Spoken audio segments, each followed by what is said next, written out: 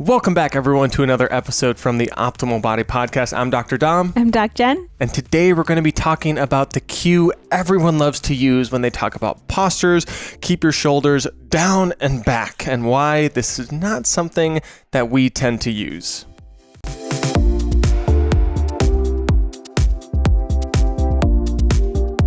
So posture is one of these topics that gets thrown around all the time. What's the best posture? Keep your shoulders down and back. And there's a bunch of different reasons that this is not Jen and my favorite cue. And we're going to dive into those in some length and what we would like to use with people instead.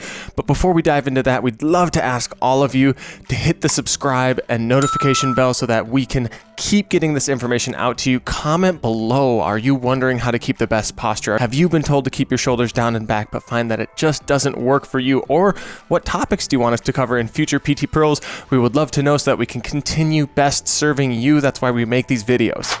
This cue is so focused on the shoulder blades themselves or the shoulders themselves, and it doesn't take into account anything else really. And when we just think about bringing our shoulders down and back or get your shoulders to your back pockets, like our body is going to want us to do a lot of other things to get our shoulders as close to our back pockets as possible, or to really pull those shoulders down and back. So what we notice people doing when you try and pull these shoulders down and back is you lose complete awareness of what you're doing in your core, with your rib cage, and many people will just flare that rib cage out. We essentially start extending more through our low back to get those shoulders down and back. So we're not actually moving the shoulder blades as much as we think. We're compensating through the rest of our body. And I think this just really points out how our static postures throughout the day start to inhibit us from being able to associate between where we're moving. Everyone pull the shoulder blades down and back, and what happens to your rib cage? Does it come up? Now take a deep breath in.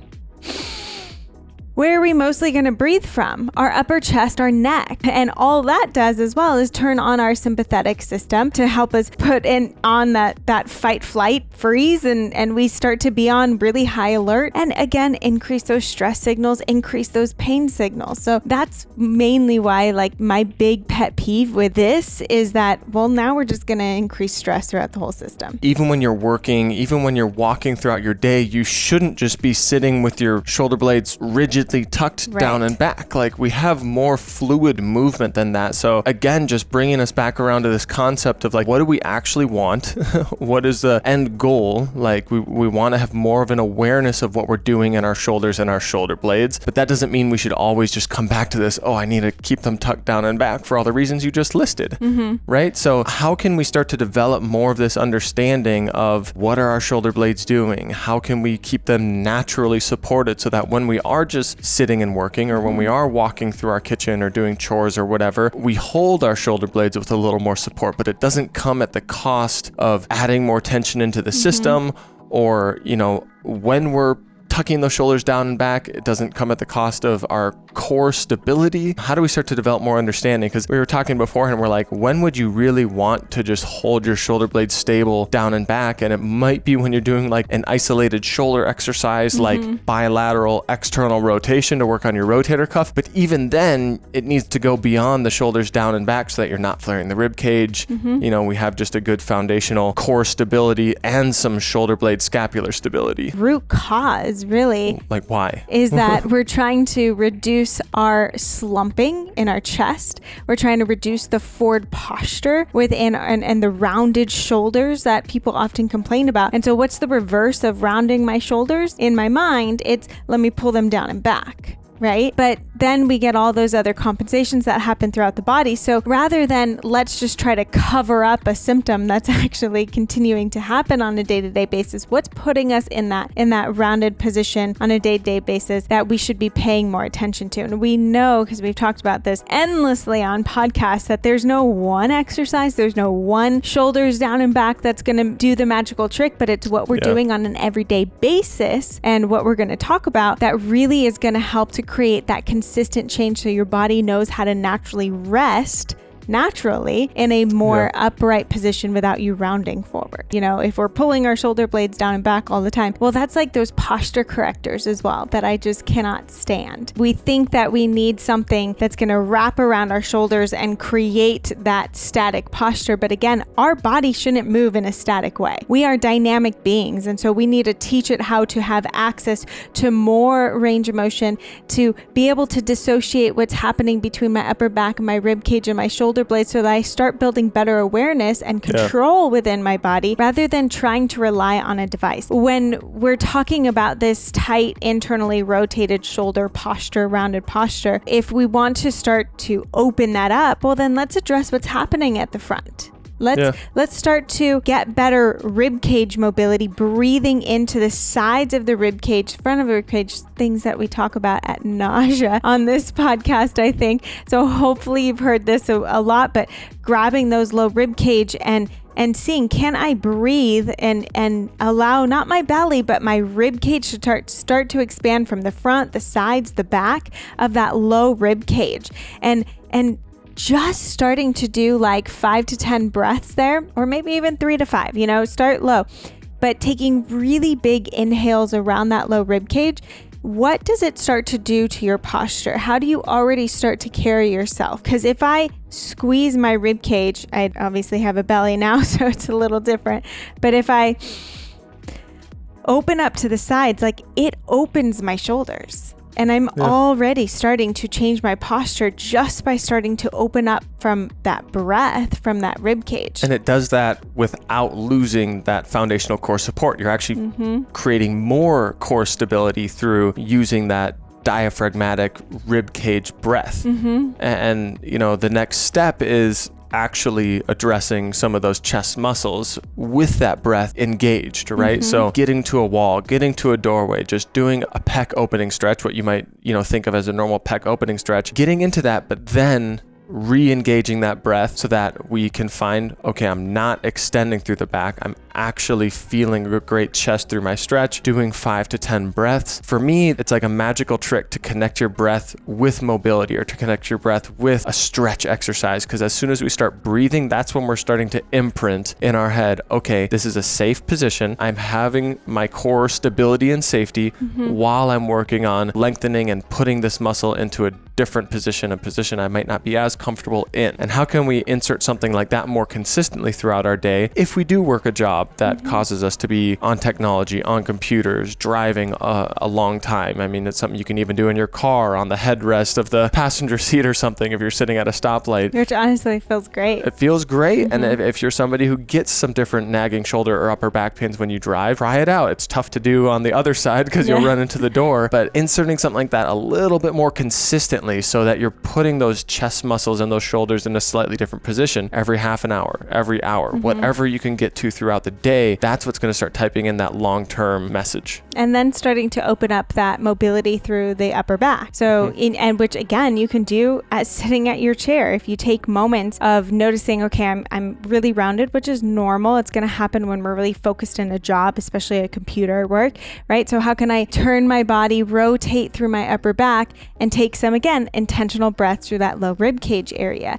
And breathing nice and slow, kind of opening that chest at the same time. We're getting that upper back to rotate, that upper back to extend. And those positions on a day-to-day basis that take 2 to 3 minutes. You can do it when you're on a phone call. You can do it will start to open things up so much more than a posture corrector that you wear for much longer. And it will start to make long-term change within your body. So I think that's what we really need to start kind of going back to and getting back to that root cause issue. And then once we start to address what's causing that forward rounded posture, then we need to get to the shoulder blades. Yes. Then we need to start learning all movements of the shoulder blades, not just down and back. How can we, during these 2-minute movement breaks that we take at work or during our day, how can we work on all of the shoulder blades movements. We have elevation, which is bringing those shoulders up towards your ears. We have depression, which is the one where you are kind of pushing them down, sliding them down your back. We have protraction, which is what happens when we bring like if you try to push your hands all the way forward, your shoulders will protract around the sides. That's an incredible one that we want to keep in mind because that activates what's called our serratus anterior, which is an incredible stabilizing muscle of the shoulder blade. We have retraction, which is pinching those shoulders together. And then the final ones, which might arguably be the most important, are upward and downward rotation. That upward rotation specifically, these are compound movements. So we're kind of combining the protraction and a little bit of the elevation. And that's so key in keeping that shoulder blade stabilized, but it's also really key for any of our arm movements. Anytime we go overhead, our shoulder blade upwardly rotates to help us get all the way overhead without getting pinching, without getting any of those issues, getting our arm fully overhead while having pain. Go back to what we stated in the beginning that needs to happen on a daily basis, and then start playing with increasing this awareness of the shoulder blades. It's just going to help so much more. And I usually start patients out with like sitting up against like at the edge of a bed or something, or edge of a chair, so that you're not supported, but your hands are down by your side. And now without moving your chest, without moving your rib cage, without moving your arms and your shoulders, can you reach your shoulder blades forward and protract? So can you reach those shoulder blades away from that spine and round around the rib cage without rounding and dropping in the rib cage or rounding that spine? And then can you pull the shoulder blades back again without flaring that rib cage or arching them back? And then can you lift? Because a lot of times what happens, especially if we start to have arms out a little bit, we want to use those elbows and those arms to kind of help and assist. Which when we're learning it may not be the worst thing, but it really helps to hone in that dissociation, that control. If I can, unsupported without the assistance of my arms moving, just do it completely from my shoulder blades itself. And then that's when we want to start to learn how to upwardly rotate those shoulder blades along that rib cage. And this is what I believe to be a much better cue when we're thinking about opening up that chest. We're actually thinking of upwardly rotating those shoulder blades. If I think of the triangle of my shoulder blade, that bottom edge corner of the shoulder blades are actually going to rotate out toward my armpits. And as they rotate out toward my armpits, what happens is it engages from my lower traps and my serratus anterior, and it opens up my posture. And so without my rib cage flaring now, because I'm not pulling down and back, I'm rotating and I'm expanding through my chest. And so now I get this upright posture without a forceful pulling back, without a change in my spine or my rib cage, and a true control of what those shoulder blades are able to do. So if I have my elbows out to the side, and my arms bent, my elbows are going from the back, swooping down and forward. And it's that forward motion that helps to engage my serratus anterior. And I think, again, that lower point of the shoulder blades pushing forward toward my armpits. And when I do that, so if I can get this position starting to go, can I do it lower toward my body now without it being out to the side, and kind of starting to work that? Because also when I get that idea of my shoulder blades kind of coming forward in that upward position, that's what's going to help to guide me up and overhead. And so when we go into overhead movements, now we have better range of motion because we have better control from our shoulder blades and our shoulder. We have less compensations from our low back and our rib cage, and we have less pinching then in our shoulders, less compression up around our neck. Like everything starts to free up when we really gain this control of our shoulder blades. Thank you so much for joining us on another episode. We hope you learned a lot and you're starting to discover and play around in your body. Let us know in the comments. Can you do that U position? Can you not move from the upper back and see what happens within your body? And if you want to really gain this control, we go over so many exercises and movements that really help to gain this in Jen Health. So whether that's the neck and upper back plan or the shoulder plan, we're going to be going through it a lot. So we'll link that up so you can try a free week in Jen Health and really see what this can feel like within your body.